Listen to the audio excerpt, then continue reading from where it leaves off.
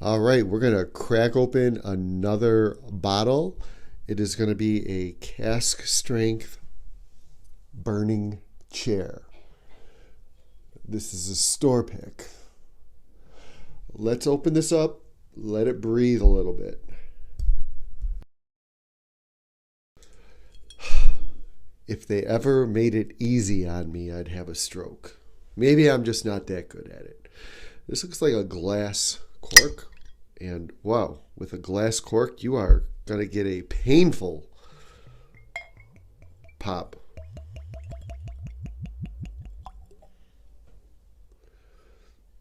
And a little bit more. All right. And that's what we're looking at.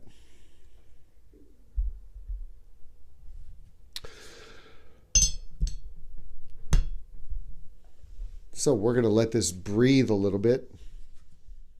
Stick around and find out how I like this bourbon.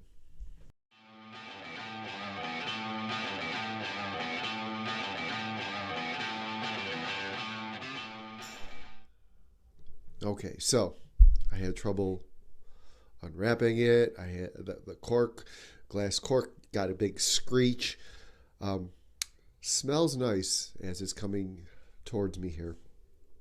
I'm going to let that air out a little bit, okay? I got this at a store called Biehler's in Hamburg. It's a store pick. They were waiting for it for a while. I was kept on asking about it. It was just a shade under $70. I got this in September, on September 14th. So it's been a while. Now, I did try this. They were just got it in. They were just like arranging the shelves. So I did try it while I was there, and I did enjoy it. I haven't opened this bottle yet. Not sure if it's going to be the same. Plus, you know it's going to change a little bit with time. So they were part of the collaboration process in the making of this bourbon. They tried different blends. When I say blends, this was finished in different wine barrels, and this is the concoction they came up with. 50%. I'm having a problem speaking today. 57% of it was finished in a Cabernet Sauvignon, 30% in a Zinfandel, and 13% in a Grenache. Okay, so these were finished in different wine barrels. Now, so the proof on this is 57.2% alcohol by volume, so 114.4 proof. This is cask strength. Again, this is the burning chair. Now, you might see some of their products on shelves. They're usually, when I see them, aren't cask strength. They're lower proof, like in the 80s, maybe 90s. So this interested me because it was a cask strength product. It says it's produced and bottled by Savage & Cook in Vallejo, California. It is distilled in Indiana. So one would guess that this is an MGP product, Rost and Squibb, whatever. And then they do all the finishing and stuff in California. Deb and I are really into the finished bourbons. She is still not feeling too well, and my head cold has gone into my chest. So now I have the tickles, which I'm coughing all the time. And when I cough, I get the hiccups. And when I get the hiccups, I get them for days and hours at a time. It's no fun. So just curious how it's going to be when I go back to work tomorrow. Hopefully I'm feeling better. Let's get into the nose on this. This has been sitting around for a few minutes. Probably should let it sit longer.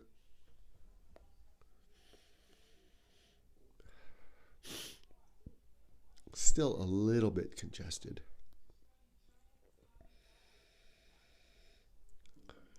You can definitely smell that it was finished in wine casks.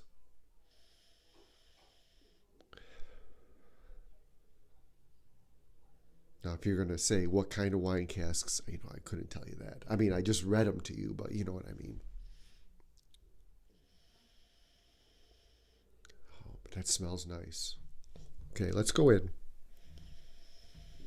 That smells really good.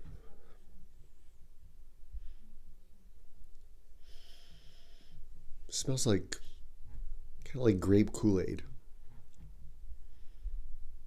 And I lived on Kool-Aid when I was a kid. High C, mostly. Oh, this smells so good. I like the proof. I like it. It's packing a nice punch. It's actually got, and whenever I do this, you can't see it. It's actually got some nice legs. You're definitely getting some spice off of here. It's got a nice finish. It's got a little bit of a hug. Not too much of a hug. I got a sweetness. It's from the wine finish. I can't really pinpoint it. I don't want to say it's a stone fruit or a dark berry because I'm really not getting that.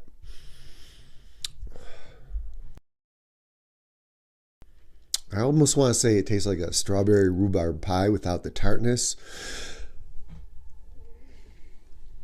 Now, if you're going to put a strawberry rhubarb pie in front of me and this, they're not going to be like the same, right?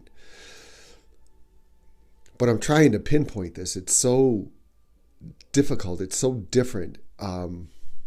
It's not like the other finished bourbons that I had. It's not like the Wheat Penny Cask Strength or the Thomas More.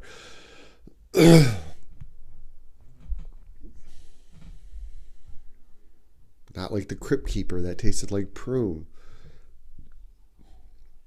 I'd like to put this up against the Wheat Penny because that's finished in black cherry wood, black cherry oak, and I find that delicious. But that's darker, right? I'm not saying it's the same, but I would like compare two cask strength finished bourbons that give me these fruity notes. Now I got to give this a score. I'm definitely liking it more than the 1920. It didn't give me the mouthgasm like when we were doing the turkey blind the other day and I tasted the rick house and I went, kind of made that noise. So I'm not getting that, so it's not at that level. I'm trying to think of how that rye Middle West was. This is a little more, you got a little more flavor up front. The back end is a little more drying.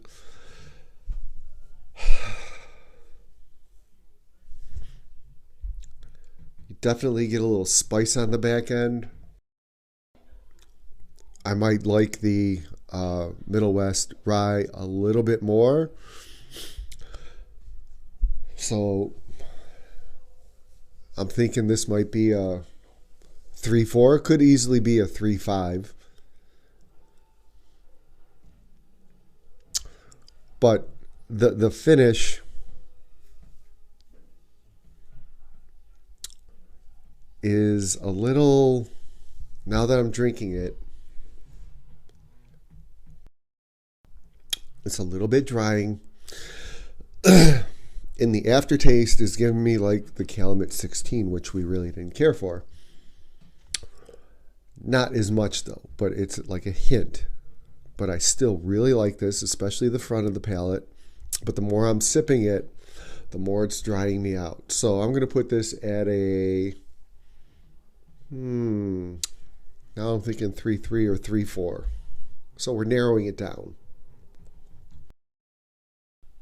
Yeah, the more I'm drinking it, the more it's drying me out. And that kind of turns me off. I do love it on the front of the palate.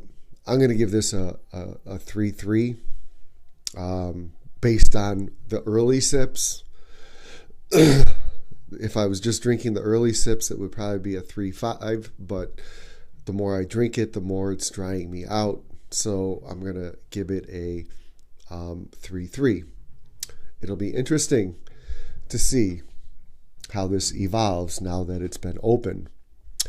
So a 3.3, what is that? Well, it's above average, and average is good. So I would say this is pretty good. Would I recommend it? Yeah, it's something different to have on your bar, right? You're probably not going to have too many finished whiskeys that are at cask strength that are like this. So yeah, I would buy it. Unless, of course, if you're hard pressed for money and $70, is going to kill you, then obviously you're not going to buy it. But I think it would be a nice addition to the bar. And it's a bizarre label. I don't know. Something's burning there. I don't know if it's a chair. I always thought it was like a person in a chair that lit themselves on fire. But that's how my twisted brain works. So I hope this was helpful. Again, everyone's palate's different. You might like that finishing aspect of it. Like the Calumet 16 that kind of dries you out. And this might be higher up on your rating, right? Always, if you have a chance, try before you buy. This isn't something you're most likely going to see since it was a store pick, but there might be other similar store picks for the burning chair at different stores, and you might see it and you might be like, hey, I'm going to give that a try, or I'm going to buy it, or I'm not going to buy it, depending on how you view this review. Again, I hope this was helpful, and hopefully Deb will be back tomorrow. Cheers. Smash the like button, leave a comment below, and subscribe.